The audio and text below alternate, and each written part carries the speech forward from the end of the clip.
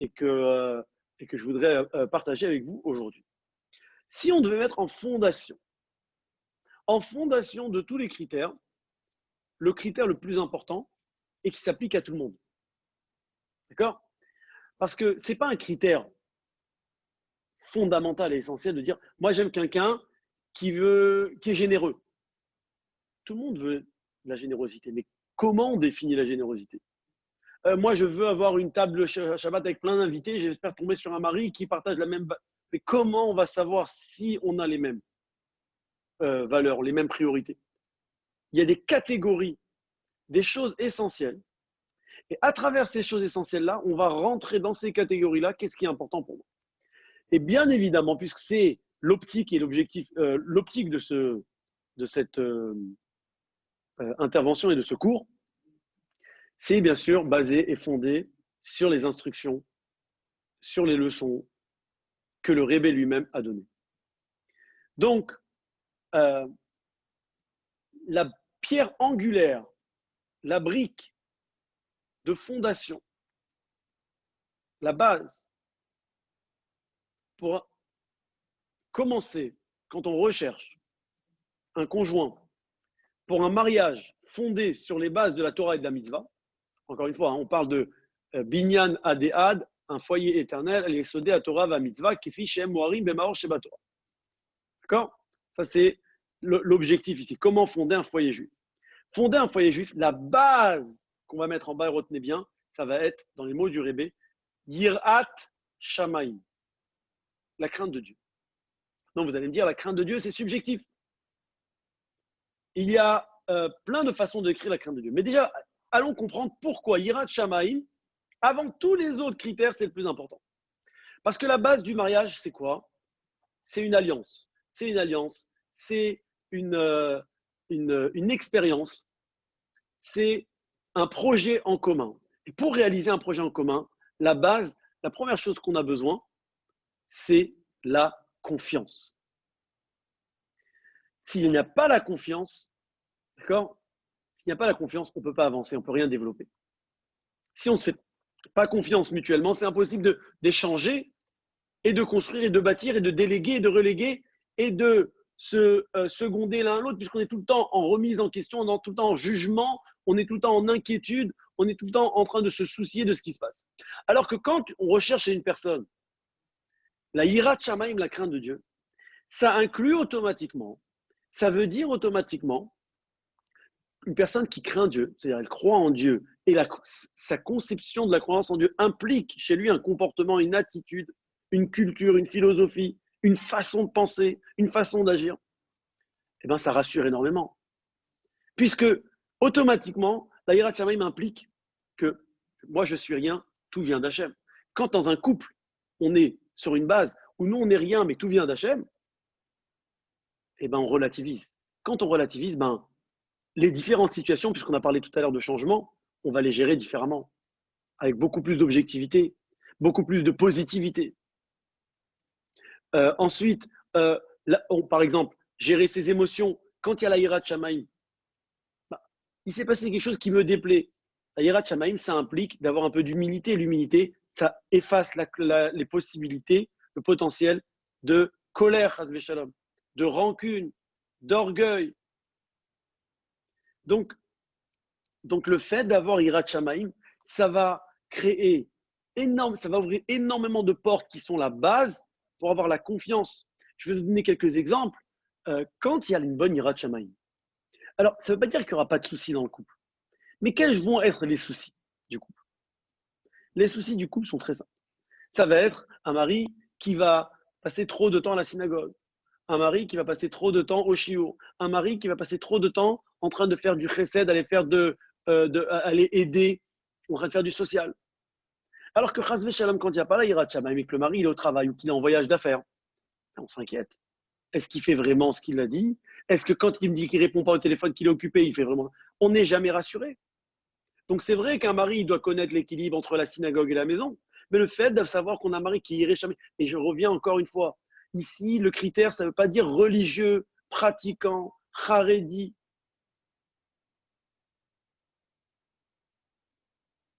Le critère, c'est Yireh Shamaim, craint Dieu. La barbe, ça veut rien dire. La taille de la kippa, ça veut rien dire. Le discours qu'il tient, ça ne veut pas dire grand-chose. C'est sa façon d'être, sa relation avec Hachem. Comment lui, il gère sa relation avec Hachem.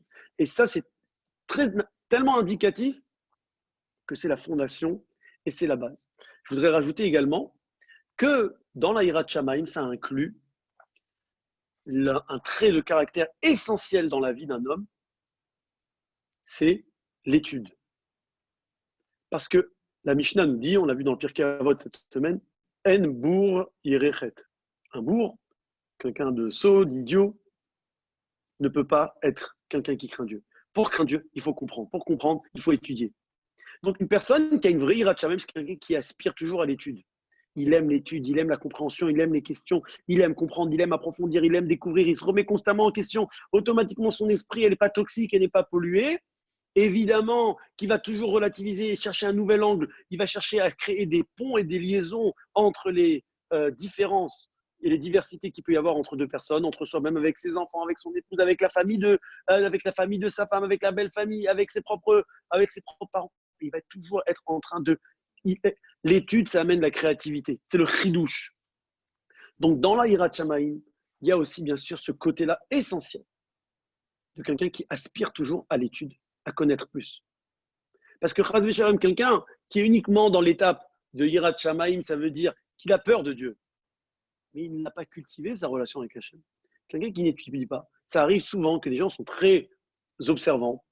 Ils sont très à cheval sur certains hidurim, certaines cacheroutes, certains minagim, certaines mitzvot, et ils sont obsédés. Ils ne connaissent pas le Shulchan Aruch. Ils ne connaissent pas le Shulchan Aruch. Et ils sont obsédés sur certaines choses. Alors qu'en réalité, même halachiquement, il n'y a pas forcément raison d'être obsédé sur quelque chose comme ça, puisque c'est une khumra, et peut-être qu'il y a un éther, peut-être qu'il y a une façon de le faire différemment, etc. etc. D'accord? Des questions sur le mélange de lait et la viande, des questions sur la choule, sur le Shabbat, sur le kiddush, sur le motzi, sur le birkat, etc. etc. Donc l'étude, le fait qu'il y ait une personne, que ce soit un garçon ou une fille qui aspire constamment à l'étude, qui participe à des shiurim, qui étudie lui-même, etc., ça fait partie du critère fondamental de Hirat Shamaim. Une fois qu'on a, ça monte sur quelqu'un déjà de fondé, d'ancré sur des bases solides, et ça montre qu'il y a une émouna. Quand il y a une émouna, alors on est prêt à affronter n'importe quelle situation. Parce qu'on ne sait pas ce que l'avenir nous réserve. Encore une fois, on a parlé au tout début du cours, à quel point c'est important d'être prêt au changement. Et quand quelqu'un il a la émouna, quand quelqu'un il a la foi en Dieu, il a la crainte de Dieu, non seulement que les situations ne l'affectent pas, mais au contraire, il grandit grâce au changement. D'accord? Il pousse grâce au changement. Donc ça, je pense que c'est la base essentielle pour créer une relation saine, c'est d'avoir en commun ou trouver chez la personne son niveau de Hirat Shamaim. Ensuite, une fois qu'on a établi cela, et bien évidemment, ça peut se discuter longuement, on peut faire un cours, on peut dédier une session uniquement à ce thème-là. On va essayer de passer à l'étape suivante. Je ne lis pas les questions pour l'instant parce que j'essaie de me concentrer sur le cours. Dans un moment, je m'arrêterai et je regarderai les questions. Mais vous pouvez les envoyer en attendant. Deuxième étape, telle que j'ai noté, encore une fois, ça n'implique que moi, je partage avec vous. Celui qui n'est pas d'accord, il a le droit. Nous, en attendant, on continue, on avance et on cherche à apprendre, à étudier. C'est un critère essentiel. C'est impératif d'apprendre, d'être à l'écoute. D'ailleurs, je recommande de suivre ces cours, pas seulement à ceux qui sont en étape de préparation au mariage, même ceux qui sont déjà mariés, des jeunes couples, des moins jeunes couples. On a besoin de renouvellement tout le temps. Mais Dieu il renouvelle constamment la création, donc nous, on se renouvelle à chaque instant. Donc, deuxième étape maintenant dans le mariage, dans la rencontre, dans le dating, dans le shidour, appelez ça comme vous voulez. Ça va être, comme on a évoqué la semaine dernière, l'attirance, l'attraction, Meshichat Halev. Retenez bien ce terme, c'est un terme du Rébé. Et c'est un terme du Rébé qui est mentionné souvent comme critère et trait essentiel d'une relation qui a le potentiel de comment dire, de se muter et de pousser, de grandir ensemble, de créer une union. Meshirat Alev, ça veut dire l'attirance du cœur. On traduit les mots pour l'instant. L'attirance du cœur, on ne parle pas encore de sentiment. On ne parle pas encore de sentiment. Ce n'est pas que j'aime la personne. Aimer, c'est tellement plus profond, plus intense, plus puissant. Et c'est tellement un travail d'arriver à aimer quelqu'un qu'on ne peut pas considérer qu'on aime une personne qu'on ne connaît pas, avec qui on n'a pas vécu une expérience. Donc on ne peut pas parler de sentiment d'amour dans une rencontre. D'accord ? D'ailleurs, le fait de dire je suis amoureux, ça ne veut pas dire que j'aime. C'est un code civil, social, moderne, d'une société qui a voulu dire que quand une personne ressent un certain attachement, dépendance, c'est ça qu'on dit tomber amoureux, à une autre personne ou autre chose, il se sent amoureux. Ça ne veut pas dire qu'il aime la personne et qu'il y a un amour mutuel. L'amour, c'est complètement différent et on adressera un temps pour discuter de cela. Mais pour l'instant, on parle d'attirance. Meshirat Alev, c'est potentielle attirance. C'est des éléments qui sont comme des petites étincelles, qui sont des petites choses qui nous font quelque chose dans le cœur. Meshirat Alev, le cœur, il est attiré. Ce n'est pas forcément rationnel. Et on avait un peu parlé de ça la semaine dernière, et on va donner quelques critères pour comprendre. Déjà, bien évidemment, dans Meshirat Alev, il va y avoir le physique. Le physique, ça va jouer énormément. Et personne n'a les mêmes critères de physique. Donc, quand vous demandez comment tu le trouves celui-là, ou comment tu la trouves celle-là, il vous dit ah, il est beau, ou il n'est pas beau, elle est belle, très belle. C'est pas ça qui compte. Comme j'ai dit tout à l'heure, tout le monde veut marier quelqu'un qui est beau ou qui est belle. La question, c'est qu'est-ce que ça me fait à moi, son physique? Parce que même si vous êtes des personnes spirituelles, même si vous êtes des personnes qui aspirent à beaucoup plus que le physique, quoi qu'il en soit, la première rencontre, elle se passe d'abord physique. Et dans le physique, on va décortiquer un peu les étapes aujourd'hui. On va voir qu'il y a plusieurs étapes. La première étape, même si elle est discutable, c'est le regard. On va voir avec les yeux. Ensuite, on va entendre. Et ensuite, on va se rapprocher, on va sentir et ressentir. Et tous ces éléments-là vont jouer énormément dès la première rencontre, ne croyez pas. Seulement, parfois, on a besoin d'une deuxième et d'une troisième rencontre pour valider, pour affirmer, pour concrétiser un peu plus, pour palper un petit peu plus ce qu'on a déjà détecté, ce que le cerveau a déjà détecté dès la première fois. Donc, je m'explique. L'œil, il voit quelque chose, ça déclenche une réaction dans le cerveau, puisque le cerveau, il a des données, et en fonction de ce qu'il voit, ça peut soit donner une information qui va donner une attirance au cœur, qui va dire tiens, ça me plaît, je me sens bien, je me sens bien dans ce cadre-là. J'aime cette idée-là, j'aime cette façon d'être. J'entends la voix, et parfois on peut être particulièrement attiré par la voix d'une personne, et parfois le contraire. Rien que, elle était très jolie, mais sa voix m'a complètement dérangé, ou le contraire. C'est un super garçon, mais sa façon de parler, je ne supporte pas. La morphologie. Il est très beau, il a des très beaux traits. C'est pour ça que dans la Torah, on dit Yafat Toar, Vifé Maré. Il y a les traits et après, il y a l'allure. Donc, l'allure, les traits, tout va jouer.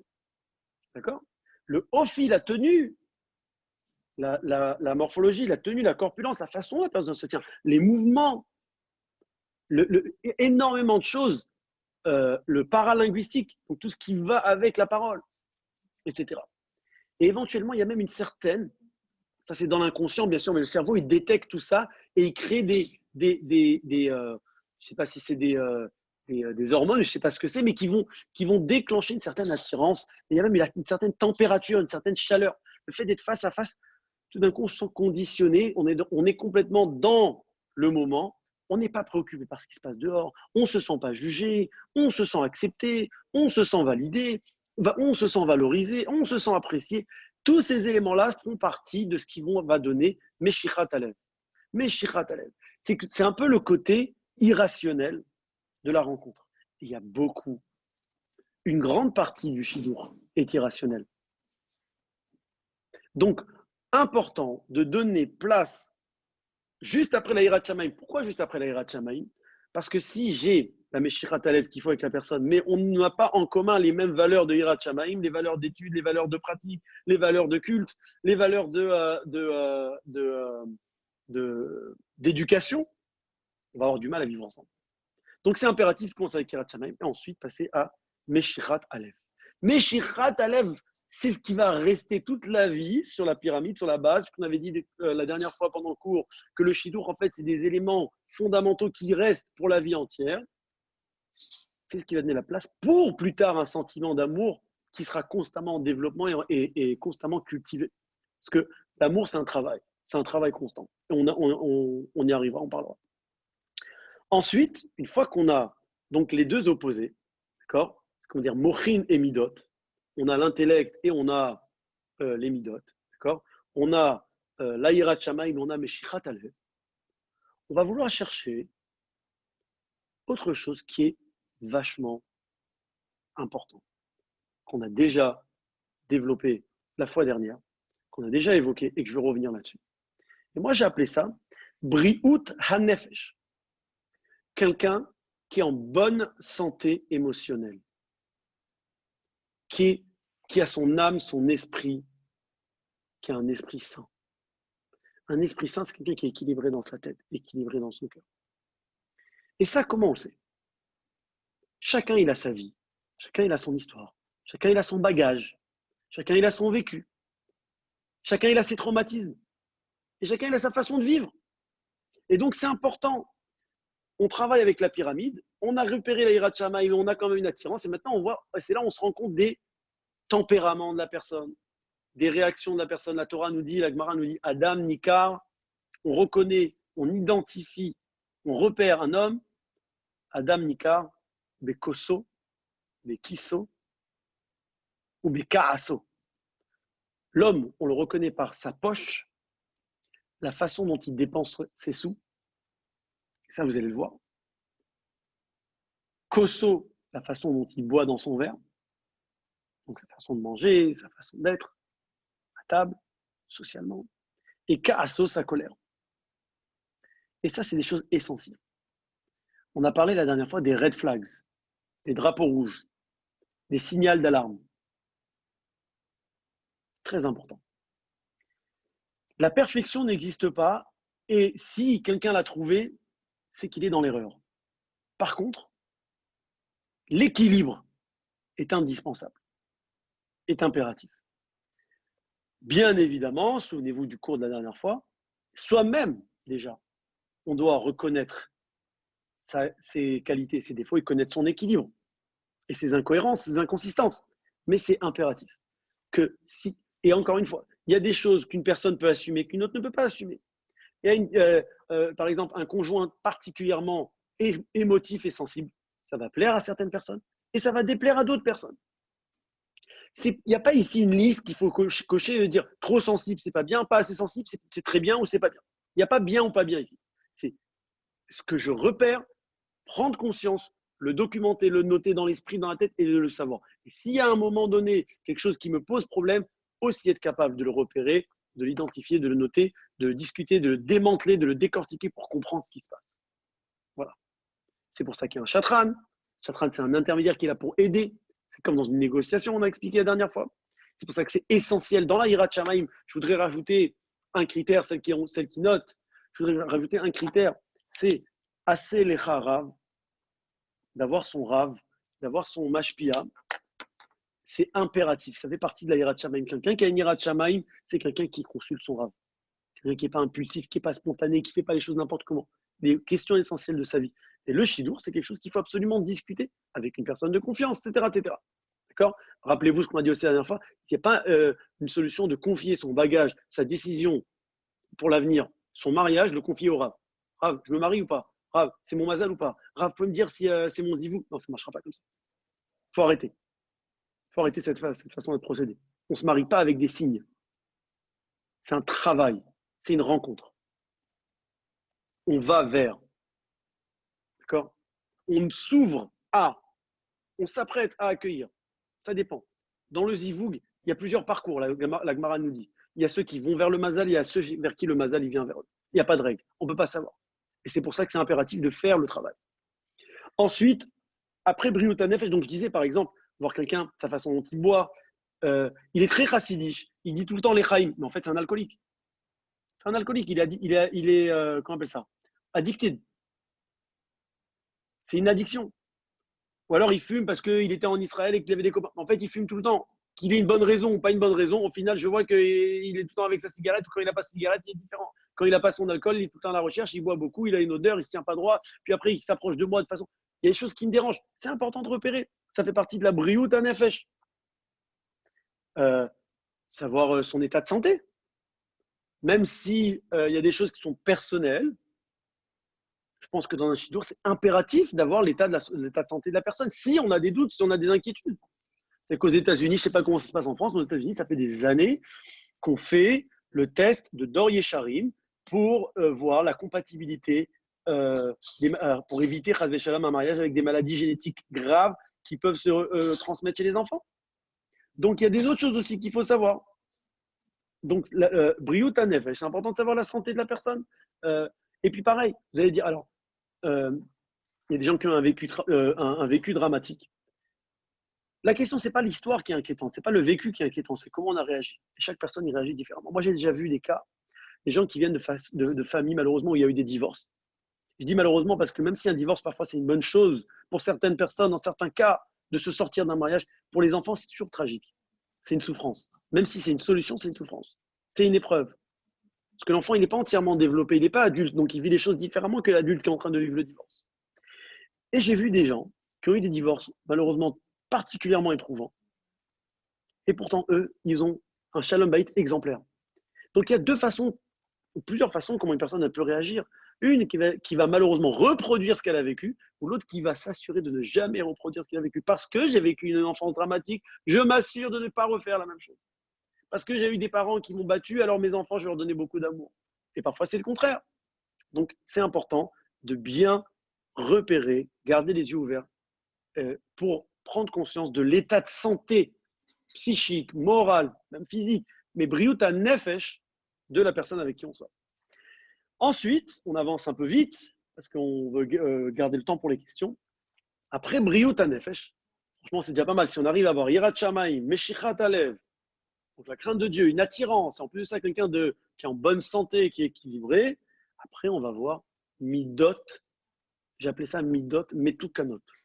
Des Midot, des comportements, des réactions, des mesures. Le mot Mida, c'est des mesures, des traits de caractère, Metukanot, raffinés, rangés. Ça veut dire travailler. C'est pas naturel. C'est quelqu'un qui a fait un travail sur soi. Il y a quelqu'un qui est toujours souriant, mais bon, il y a des moments, c'est pas le moment de rire. Quelqu'un d'équilibré, quelqu'un qui se travaille. Quelqu'un qui est anxieux, mais qui renforce son bitachon. Quelqu'un qui est un peu introverte et qui est renfermé et qui va faire l'effort de sortir. Quelqu'un qui a un Yetzirara et qu'on sent qu'il travaille son Yetzirara. Quelqu'un qui travaille ses midot. Quelqu'un qui est radin, qui fait l'effort de dépenser, il donne la tzedaka plus que ce qu'il a les moyens. On va voir chez lui des midot, mais tout canot. Il est en train de conduire, il y a eu quelque chose de dangereux. Il n'y a pas eu un choc, il n'y a pas eu des hurlements, des trucs, des énervements. C'est proportionné, c'est des midot, mais tout canot. Maintenant, chacun, il a sa vodat à midot à faire. On a une vie entière pour faire la vodat à midot. Je ne suis pas en train de vous dire qu'au moment de vous marier, vous avez trouvé celui qui a fini sa vodat Hashem et qui est prêt à mourir à 120 ans. Au contraire. Mais vous devez repérer. Et les choses que vous trouvez compatibles avec votre avoda, ça va vous aider. Les choses qui ne sont pas compatibles, il faut voir à quel point ça vous dérange. Les choses qui vous dérangent, voir pourquoi ça vous dérange. C'est juste des indices que je vous donne. Mais ce sont les priorités. D'accord? Ça veut dire quoi les priorités? Si quelqu'un, il doit se poser la question, il doit prendre une décision. D'un côté, il y a des choses qu'il aime, d'un côté, il y a des choses qu'il n'aime pas. Comme dans tout d'ailleurs.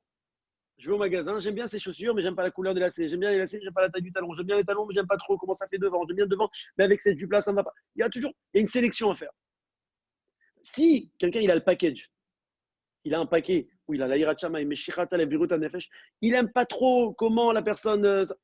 Bon, peut-être que il faut prendre en considération, mais je veux dire que c'est quand même quelque chose dans l'ensemble, tout va très bien. C'est une façon d'étudier le cas, d'étudier la rencontre pour lui donner toutes ses chances d'être productif et de porter ses fruits. Donc là, on va parler des midot, mais tout cas, de voir aussi, c'est surtout son relationnel, les midot. Parce que les midot, c'est vers le zoulat. Les mochin, c'est pour soi, l'intellect, c'est pour soi, les midot, c'est pour le zoulat. Chesed, goura, tiferet. Donc les midot, c'est pour le prochain. Sa façon, son interaction avec les gens, dans la rue, avec des juifs, avec des non-juifs, avec le portier de l'hôtel, avec la caissière, quand il va prendre de l'essence, quand il va chez le médecin, quand il répond au téléphone, quand il envoie des textes. Toute son interaction, toute sa façon d'être avec les gens, ça montre ses midot. Donc ça, c'est quelque chose d'essentiel. Ensuite, dans la pyramide qu'on est en train de dessiner, j'ai mis le Reka. Reka, c'est le background, l'origine, l'arrière-plan. D'où il vient? D'où il vient, c'est quelle enfance il a eu, quelle culture, quelle origine, quelle famille, quel pays, quelle langue il parle. Quelle langue il parle, quelle mentalité, quel type de vie économique il a vécu. Même s'il n'y a pas de règle et il n'y a aucun mal qu'un riche marie une pauvre et qu'un pauvre marie une riche, au contraire. Mais c'est important de savoir que la culture, elle n'est pas la même. Les choses qui sont des problèmes pour les riches, ce n'est pas des problèmes pour les non-riches. Les choses qui sont des problèmes pour les riches, ce n'est même pas un problème. Et donc, ça peut créer des décalages. C'est impératif de connaître de quelle façon la personne a vu. Combien de fois ça m'est arrivé à la yeshiva, on a des copains qui disent « Ah, pourquoi tu fais ça? T'as qu'à acheter ça et c'est réglé. Ah, mais pourquoi tu fais… » Oui, mais moi, mon papa, il ne peut pas me payer ce que ton papa, il peut te payer. Et quand on est jeune, on ne fait pas attention à cette différence-là. Dans un mariage, ça peut clasher. Et tu maries la fille d'un riche, mais tu n'as pas les moyens. Elle est exigeante, pas parce qu'elle est pas de mauvaise foi, parce qu'elle a grandi avec des hauts standards. Et moi, je n'ai pas vécu comme ça. J'ai vu ma mère, une femme très simple, qui ne me demande rien. J'arrive pas à comprendre. Je trouve que ma femme, elle est capricieuse. Je trouve que ma femme, elle demande. Ou vice-versa. Donc, c'est impératif de connaître le background. La famille, les parents. Et là, évidemment, les parents, une famille équilibrée. Alors, on va parler de Tunisiens et Ashkénazes, Marocains et Boukhari, Israéliens et Américains, Américains et Français. C'est vachement important, sans rentrer dans tous les détails maintenant, c'est vachement important de savoir que le RECA, le background, je n'ai pas le mot exact en français, vous pouvez me le dicter, mais les origines et la culture et l'environnement social dans lequel on a grandi, dans lequel on vit, ça joue énormément. Les yeshivot dans lesquels il a été, les écoles qu'il a fait, les voyages qu'il a fait, les personnes qu'il a fréquentées, etc., etc., etc., etc. Ça joue, qui sont ses amis, son parcours. Tout ça, voilà, le contexte, bravo, merci. Donc, le contexte, il est impératif. C'est quelque chose aussi d'essentiel. Rappelez-vous que dans cette pyramide, je n'ai pas mis des choses qui sont secondaires. Toutes ces catégories, toutes ces choses-là, sont essentielles. C'est juste qu'il y a des catégories et que dans ces catégories, on est obligé de donner, d'accorder une priorité à certaines, dont l'hierarchie de cette pyramide, Yirat Shamaim, Meshichat Alev, Briut Nefesh, Midot Metukanot et le Reka. Maintenant, pour conclure aujourd'hui, il manque quoi après tout ça? Surtout pour un garçon, quand on cherche un garçon. Peu importe si c'est un grand sadique, peu importe si c'est un grand chassid, peu importe si c'est un grand entrepreneur, peu importe si c'est quelqu'un qui est très charismatique et qui vous raconte ses rêves et qui vous dit qu'il va faire ça et qu'il a les moyens et qu'il a emprunté la voiture, vous avez rien. Ce que vous voyez, c'est rien. Vous n'avez pas idée à quoi vous attendez. Ce qui est impératif, et c'est à la fin de cette pyramide, Makor les Parnassa. Ressources concrètes, des moyens concrets pour faire vivre une famille. Il faut que vous soyez capable de repérer chez cette personne soit un travail, soit un boulot, un talent, un métier, une vocation, une mission, quelque chose qui est tellement réel, concret, tangible, de pouvoir identifier, repérer chez la personne qui sera en mesure, sera capable de générer des revenus à travers quelconque activité. Dieu, il a donné les moyens à l'être humain de se nourrir, et capable de l'effort de ses mains. Chacun, il a la possibilité. Bien évidemment, on a la Hirat Shamaim, on a la Bitachon, on s'aime mutuellement, on veut fonder un foyer, on est sain, il n'y a pas de problème. Mais concrètement, il faut payer les factures tous les jours. Il faut acheter des cadeaux, les écoles juives ça coûte cher, le manger cachère ça coûte cher, les bar mitzvahs et les mariages, et les tfilines, et les voyages chez le rabbi, et les sfarim, et les habits tzniut, ça coûte plus cher que les habits pas tzniut. Comment il va payer tout ça? On ne vit pas sur Torah Lobashamaimi. Donc le Makor à Parnassa, le gagne-pain, d'avoir une source de revenus ou le potentiel d'une source de revenus. Vous parlez avec un bachor qui sort de l'Eshiva, qui est en shlichut, qu'est-ce que vous allez chercher chez lui? Il n'a pas les moyens. Son beau-père ou son père, il a dit, je te paye le kollel dedans. Oui, mais concrètement, est-ce qu'il est en état? Il dit qu'il va donner des cours. Est-ce qu'il est en état de donner des cours? Est-ce qu'il est capable? Est-ce qu'il est conscient qu'il va falloir créer une situation en donnant des cours, il va être rémunéré? Peu importe. Il va faire des discours, il va faire du tutoring, des cours particuliers, ou il va faire chazan, ou il va faire de la cacheroute, il va faire chorette, peu importe. Il faut pouvoir identifier, repérer la capacité, peu importe l'âge, parce que quand on se marie, et depuis très jeune déjà, Hachem, il a fait que l'homme, l'être humain, Adam Lamel Yulad, un homme, il peut prendre conscience de l'importance de générer des revenus pour nourrir sa famille. Et donc, c'est un Kelly les Parnassa. Adkan, jusqu'à là pour aujourd'hui, je pense qu'on a touché des points particulièrement importants.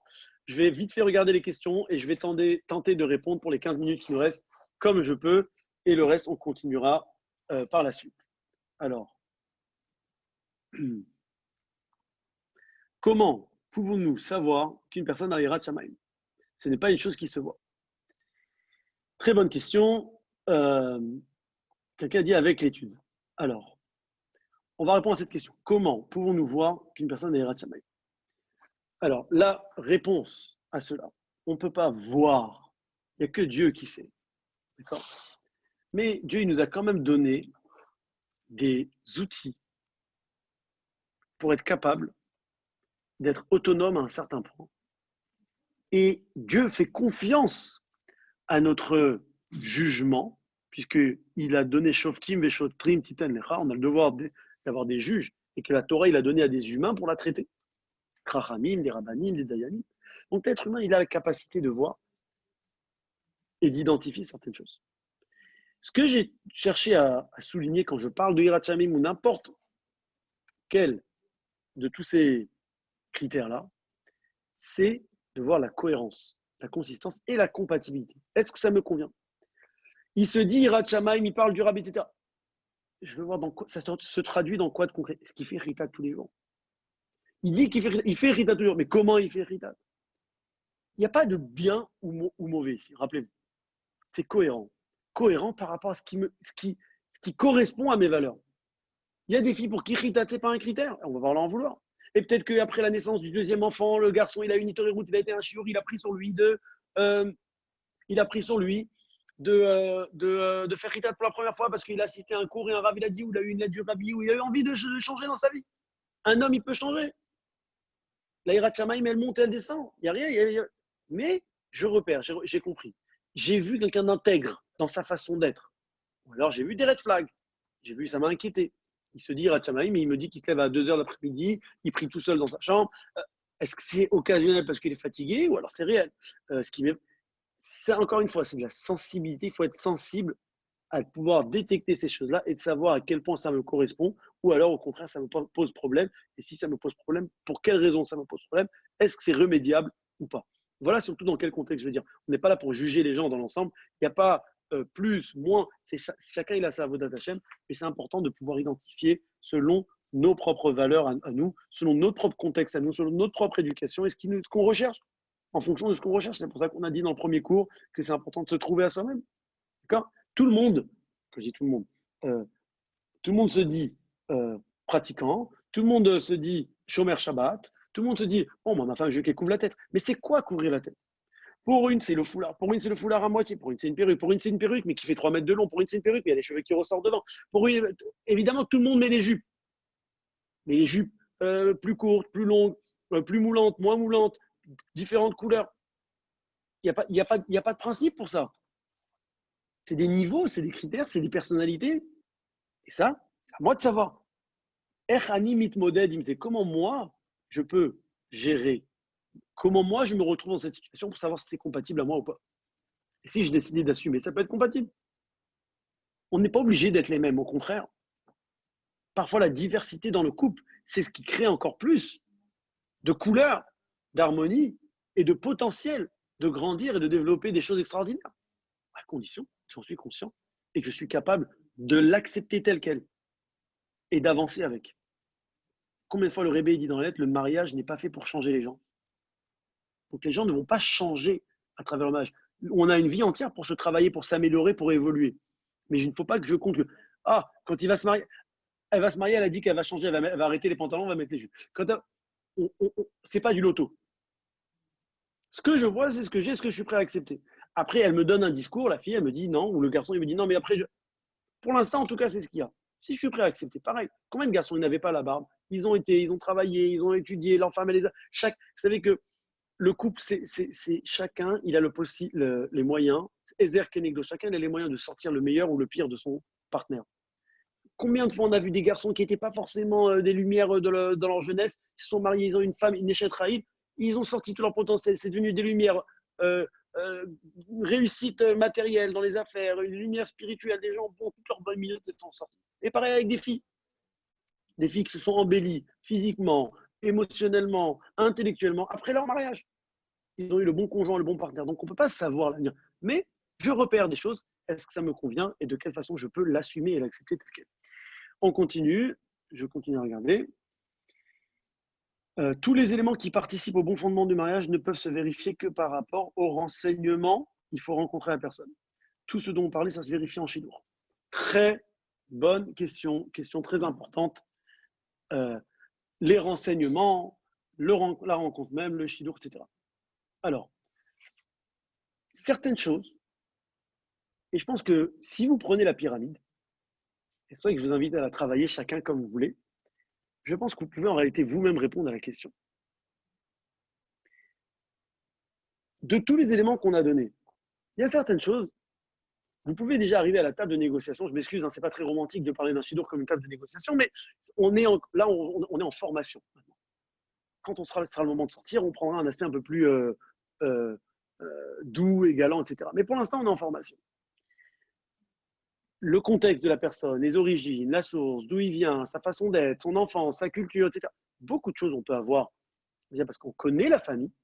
Toujours mieux d'aller là où on connaît. Toujours mieux de retourner à la source. Même si on a des envies et des fantasmes d'épouser une fille du bout du monde, une fille qui n'est pas comme moi, qui n'est pas comme ma famille.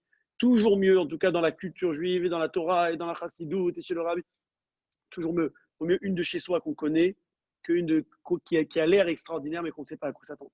Je ne pourrais pas vous le recommander suffisamment de faire un travail pour prendre conscience à quel point c'est une valeur essentielle d'épouser quelqu'un de chez nous.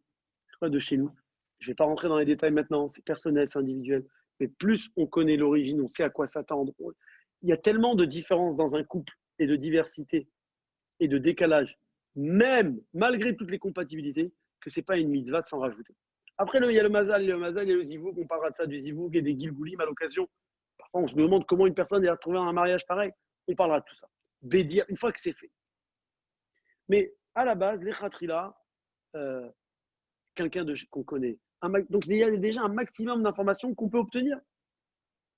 Et ensuite, une fois qu'on a eu, par exemple, collecté un certain nombre d'informations qui me mettent à moi en confiance, au point où je suis capable, je me sens rassuré de sortir. Pour répondre donc voilà un peu à la question, prendre un maximum de renseignements jusqu'au moment où j'arrive au point où je suis prêt, je me sens rassuré d'aller à la rencontre. Si je suis stressé, angoissé, forcé d'aller à la rencontre, il y a un problème. Il y a des questions. Si je ne suis pas rassuré, si j'ai des peurs, j'ai des doutes, il y a des choses que je n'ai pas répondues. J'ai des questions qui ne sont sans réponse. Alors, on ne peut pas répondre à toutes les questions, mais je suis rassuré. Et je vais à la découverte. Mais je suis confiant. C'est vachement important. Donc, ce qu'on peut collecter avant des différents critères, on collecte, au point où ça nous donne confiance. Non seulement je suis rassuré, mais en gros, c'est une conclusion logique. C'est comme on a dit, l'information elle passe dans le moire, dans le Chokhmah bin Hadat, et il y a une émotion. Tiens, c'est tellement, de ce que j'entends, c'est une fille super, une famille très bien, c'est un garçon très bien, j'aimerais bien le rencontrer. Idéalement, voilà comment on devrait aller au Shidour. D'après ce qu'on m'a donné comme information, d'après ce que j'entends, j'aimerais vraiment le rencontrer. Il y a toujours déjà du potentiel d'attirance. Ça, c'est la façon idéale. Après, encore une fois, malheureusement, des fois, on se retrouve dans une rencontre, on n'a pas cherché, on n'a pas demandé. Il y a un Kadosh Baruch Hu, il y a Boré Olam ou Manigo, il y a un maître du monde qui fait les choses. Et chacun il a son parcours, et chacun il a son tikkun, et chacun il a son travail, parce que parfois, quelqu'un l'a rencontré son zivou très facilement, mais le reste de sa vie, ça ne va pas être facile. Il y a toutes sortes d'histoires et toutes sortes d'épreuves. Mais là, on parle du côté de la Ishtadlou, du travail qu'on peut faire et qu'on doit faire, de notre part à nous. Ensuite, s'il veut rester au kollel au début du mariage, mais ce n'est pas vraiment pour la suite. L'Aïrat Shamaïm, on peut le voir dans sa relation avec les autres. Vous pouvez redire les points de la pyramide, s'il vous plaît. Ok. Alors, s'il veut rester au kollel au début du mariage, mais ce n'est pas vraiment pour la suite. Alors, pareil. Le kollel, c'est une question essentielle.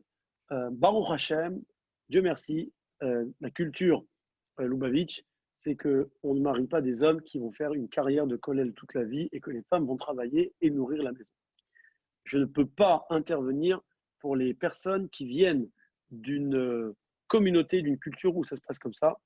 Ashrechem Israël, si vous arrivez à le faire, tant mieux pour vous. Je n'ai aucune idée de comment ça fonctionne, ni quelle est la base dans les sources de la Torah pour un mode de vie pareil, mais je ne suis pas là pour parler des choses que je ne maîtrise pas. Par contre, le kollel pour les Chabad. Je peux vous en parler puisque je suis à New York ici depuis des années et que je les vois passer par ici, les kollelman. Le kollel a pour but de consacrer. C'est la dernière ligne droite d'un bachour qui a fait la yeshiva toute sa vie, ou une grande partie de sa vie. Dernière ligne droite où il consacre la dernière ou les 2 dernières années ou 3 dernières années, tant qu'il n'a pas encore d'enfants, qu'il est en train de fonder son foyer, ou qu'il a des petits-enfants, qu'il n'a pas des grosses dépenses, qu'il n'a pas des moyens, que plus tard il va aller en shlichut et qu'il n'aura plus le temps, ou qu'il va aller travailler, ou peu importe. Il met un dernier coup de marteau où il approfondit, il intensifie son limoud et ses études. Et il est dans un environnement de gdoucha au maximum. Ça aide à fonder le foyer sur de la gdoucha parce qu'après, le reste de la vie, les premières années, elles sont essentielles. On n'est pas encore parlé. On peut parler de la Shana Rishona. Donc, c'est une question qui concerne Shana Rishona. On est encore dans le Shidur. Mais ça, c'est le but du kollel selon les enseignements du Rebbe. Et là, malheureusement, comme dans tout, il y a des stéréotypes. Tu as fait kollel, tu n'as pas fait kollel. Tu vas au kollel ou tu vas au kollel. Ah, tu restes à Paris. Ah, c'est nul. Ah, moi, je vais en Israël. Je vais chez le Rav Truc. Ah, moi, je vais à New York. Je suis le Rebbe. Je vais à New York. Je n'ai pas les papiers. Je n'ai pas les moyens. Je ne parle pas la langue. Ma femme, elle n'a pas de boulot. Il fait froid. Je n'ai pas d'assurance médicale. J'ai pas de ravruta, je ne suis pas accepté au collège, j'ai pas de rémunération, ni mes parents, ni mes beaux-parents me paient. Et je me rends dans des galères pour rien. Il y a tellement de choses à prendre en considération avant de prendre une décision pareille. Et pareil, Adam Nikar, Koso, Kiso, Kaso, est-ce qu'il est obsédé de sa Hirat Shamaim? Ça va rentrer dans la catégorie de Hirat Shamaim et de l'équilibre de la personne et aussi de la fille. Il y a des filles qui ont idéalisé un modèle de mariage où elles veulent marier un Talmid Chacham qui est jour et nuit dans la Torah. Et il n'y a pas plus beau. Est-ce que je peux assumer quelqu'un qui part à l'aventure, qui va me mettre dans un trou, dans des appartements à New York avec des rats et des souris et qu'il n'y a pas d'électricité, etc. etc.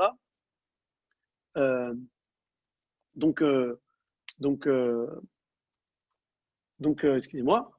Donc, c'est important à savoir, est-ce qu'encore une fois, sa demande, elle est cohérente et est-ce que ça me correspond? Il n'y a pas bien ou pas bien, etc.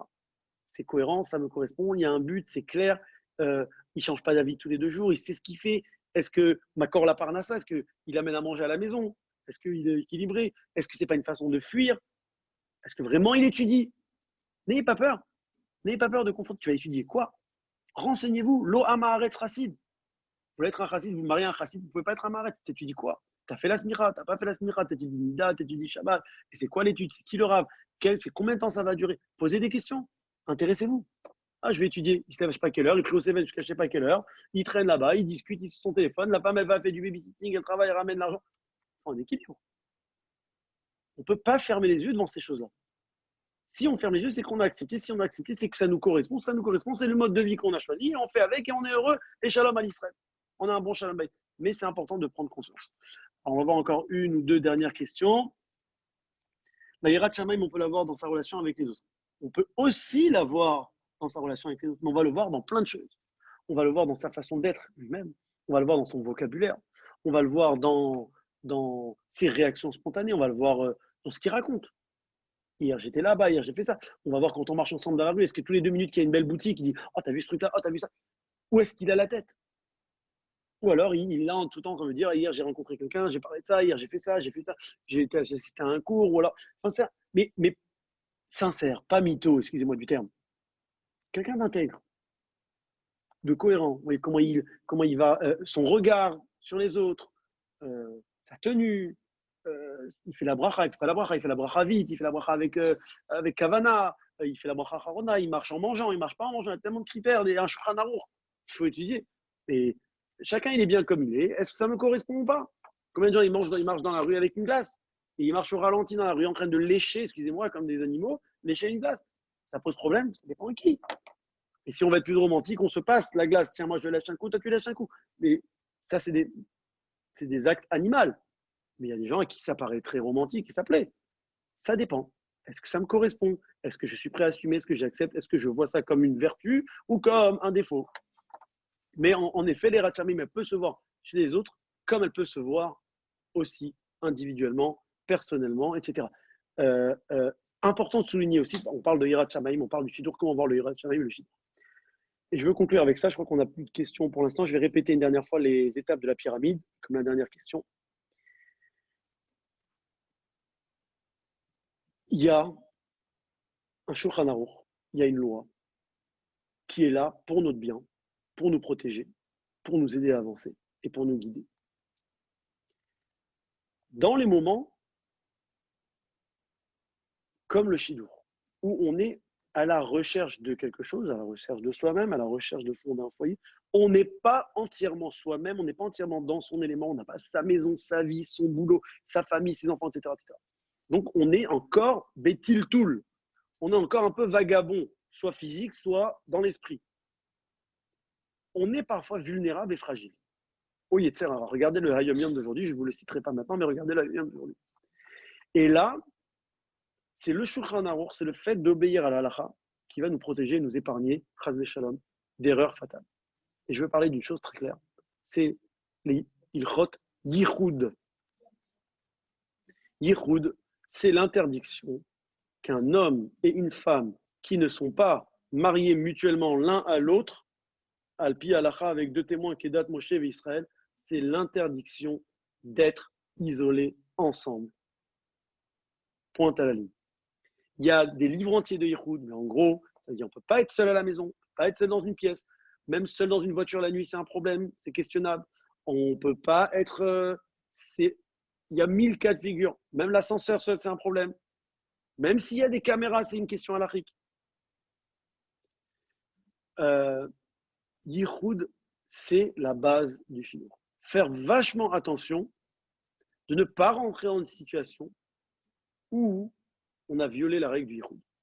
On a transgressé la règle du Yichud. Parce que là, après, la porte est ouverte à tous les plus graves problèmes.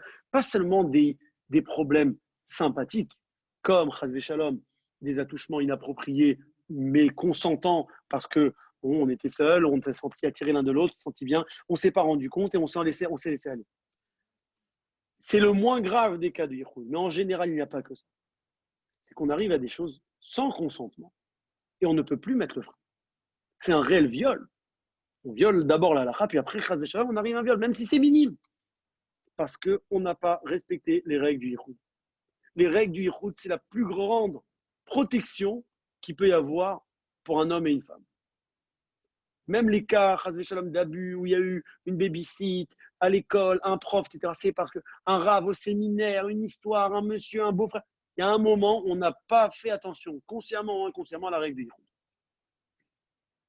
Parce qu'on n'a pas fait attention à la règle du Yichud, on s'est retrouvé dans cette situation et c'était trop tard. Et chas v'shalom, ça peut d'abord détruire un shidur, parce qu'une fois qu'on a commis un acte qui n'était pas consentant, même s'il est minime, ben, on a du remords, on a de la culpabilité, on s'en veut à soi, on en veut à l'autre, et après on n'aurait plus à être objectif, etc. etc. Donc, le Rebbe, il le dit dans une phrase tellement importante, le Rebbe, il dit comme ça, quand il y a Richouk, Bisman, Richouk, lorsqu'il y a distance, au moment où il faut qu'il y ait de la distance, alors il y aura Kirouv, Bisman, Kirouv, il y aura proximité, au moment où il faut avoir proximité. Ça veut dire que si on est capable de respecter les règles de distance, pendant qu'on n'est pas encore marié, mais si tu veux, quand on sera marié, alors notre proximité, elle sera bonne et productive. Et au Michlal, on en déduit on en déduit la négation que malheureusement, si on ne fait pas le nécessaire pour éviter une proximité non appropriée, dans les moments où il faudra avoir de la proximité, ça risque d'être plus complexe que ce qu'on aurait souhaité. Donc sur ce, je vous souhaite une bonne continuation. Merci de m'avoir écouté. À la prochaine. Bezrat Hashem, on continuera sur le sujet du mariage. Le thème vous sera communiqué. N'hésitez pas à partager. N'hésitez pas à réécouter, c'est important. Et n'hésitez pas à inviter vos amis ou d'autres personnes à participer. S'il y a des questions, encore une fois, n'hésitez pas. Oui, alors les points de la pyramide, Si quelqu'un me fait la surprise d'avoir dessiné, sinon j'essaierai de vous l'envoyer. On a dit, en bas, la fondation, c'est un mariage qui est sur les bases de la Torah et des mitzvot. Parce que si c'est pas ça, alors on n'a rien à parler aujourd'hui. Yirat Shamaim. Yirat Shamaim, c'est la base. La crainte de Dieu. Dans la crainte de Dieu, on a dit, ça inclut Emouna, Bitachon, positivité, confiance, étude, aspiration à l'étude. Quelqu'un qui veut, qui accepte, qui relativise, qui est prêt à changer, qui change, qui est à l'écoute. Tout ça, c'est inclus dans la Yirat Shamaim. Ensuite, on a dit Meshichat Alev, l'attirance. L'attirance du cœur, ça veut dire, on a dit déjà, l'effet, la chimie qui se développe à travers le regard, premier regard, on a dit l'odorat, la température, la voix, le timbre de la voix, le son de la voix, les mouvements du corps, la morphologie, la couleur, le teint de la couleur, toutes ces choses-là vont avoir un impact très fort pour déclencher ou pas la Meshichat Alev, l'attirance. C'est ce qui va donner la place pour créer plus tard un réel sentiment d'amour, de ahava, et ce sera les tuyaux à travers lesquels on pourra alimenter, comme pour mettre de l'essence dans la voiture, qu'on pourra alimenter les sentiments d'amour et les développer et les faire durer. Ensuite, on a parlé de Briut Hanefesh, un équilibre, une santé de l'esprit comme il faut. Briut Hanefesh, on a dit quelqu'un qui est équilibré, qui a pas des midotes, qui n'a pas des traumas, ou s'il y a des traumas, comment il gère ses traumatismes, des addictions, de la colère, de la dépression, l'alcoolisme, la cigarette, ou des drogues, ou n'importe quelle addiction à d'autres choses. Combien de fois c'est arrivé, j'en ai pas parlé avant, mais combien de fois c'est arrivé des garçons racides, avec des grandes valeurs et un charisme et une allure incroyable. Il est addict à des choses très graves, toxiques, addicté au porno, addicté à des choses vraiment qui sont ni pour nous ni pour vous. Et c'est pas forcément de sa faute, c'est une faiblesse, c'est un problème, c'est une maladie qui se traite. Ne pensez pas qu'on juge une personne par rapport à son addiction. C'est une maladie, c'est quelqu'un qui a un problème, qui souffre de quelque chose et qui cherche un alternative pour remédier à son mal. Donc, il utilise une substance alternative plutôt que de traiter le problème. Mais est-ce que je suis prête ou prêt à assumer ce paquet, ce bagage dans ma vie, dans mon mariage? C'est là la question. C'est pas de le juger. Est-ce que ça peut me... Est-ce que je suis prêt à assumer? Est-ce que j'ai les moyens? Est-ce que je suis capable? Donc ça, c'est Briut Hanefesh. L'équilibre, est-ce qu'il prend des médicaments, les traumatismes, etc., etc. Ensuite, on a parlé midot, metukanot, des traits de caractère rangés, travaillés, pas impulsifs, spontanés, naturels, seulement brut. Le contraire de brut. Ça, c'est midot, metukanot. D'accord? Et ça se voit surtout dans sa réaction avec les autres, dans son interaction avec les autres. Alors, on avait parlé de l'exemple en Chidour, au volant, la caissière, à l'hôtel, comment il paye, comment il achète, comment il dépense, etc., etc. Ensuite, on a parlé du background, le RECA, la culture, le contexte, l'éducation, la famille, les origines, les rites, les pays, la langue qui parle, le statut économique, les standards sociaux, etc., etc. Donc ça, c'est vachement important. Et après tout ça, on a parlé de Makor, les Parnassa, d'avoir de quoi repérer la capacité chez la personne, chez l'individu, surtout chez un homme, mais aujourd'hui même les femmes sont en mesure, et parfois plus que les hommes, de générer des fonds pour nourrir la famille, mais c'est important que ce soit quelque chose de palpable, de concret, quelque chose qui est tangible, terre à terre. Pas des châteaux de sable ou des châteaux en Espagne ou des châteaux de cartes, je ne sais pas comment on appelle ça, mais quelque chose de concret. Pas des fantasmes, des rêves. Moi, je vais monter une société, moi, je vais faire ça, j'ai des idées. Les idées, vous savez que l'endroit le plus riche d'idées, c'est sous terre. C'est les gens qui sont morts avec leurs propres idées qu'ils n'ont jamais réalisées. Quelqu'un de concret. En anglais, on dit un go-getter, quelqu'un qui est capable d'aller et faire les choses, un débrouillard qui va aller, qui va se battre, qui va pousser, qui va aller jusqu'au bout de ses idées, etc. Donc voilà, en gros, la pyramide. Une chose, il faut savoir, Akol bidé shamaim, chutz mirat shamaim, tout est dans les mains de Dieu, sauf la crainte de Dieu. Et donc c'est pour ça qu'Irat shamaim, c'est le premier critère. Mais Hachem, il guide les pas de l'homme, Hachem, il guide les pas de chacun et chacune, et il va nous mettre dans la voie du bon shidour. Il va nous donner les bons mots. Adam marchelev ou me'adonai ma'ane lachon, l'homme, il prépare ses phrases dans son cœur, mais Dieu, il lui fait sortir les mots tels que Dieu a décidé. Donc, il faut avoir la émouna, il faut renforcer sa émouna, il faut renforcer son bitachon. Il faut aussi renforcer sa confiance en soi. Parce que bitachon, Hachem, c'est d'avoir confiance en Dieu, que Dieu m'a fait confiance, Dieu m'a confié une mission. D'accord et, et quand on a cette pensée objective et positive avec la simcha et la joie, alors là, on est productif. Et quand on y pense bien, et ça ira bien, Bezrat Hashem, que rapidement on puisse se réjouir. Od Ishama be'arei Yehuda ou bechutzot Yerushalayim, kol sason, kol simcha, kol chatan ve kol kala. Amen, merci beaucoup. Shavua Je vous en tov. prie. Shabbat tov, kol tov.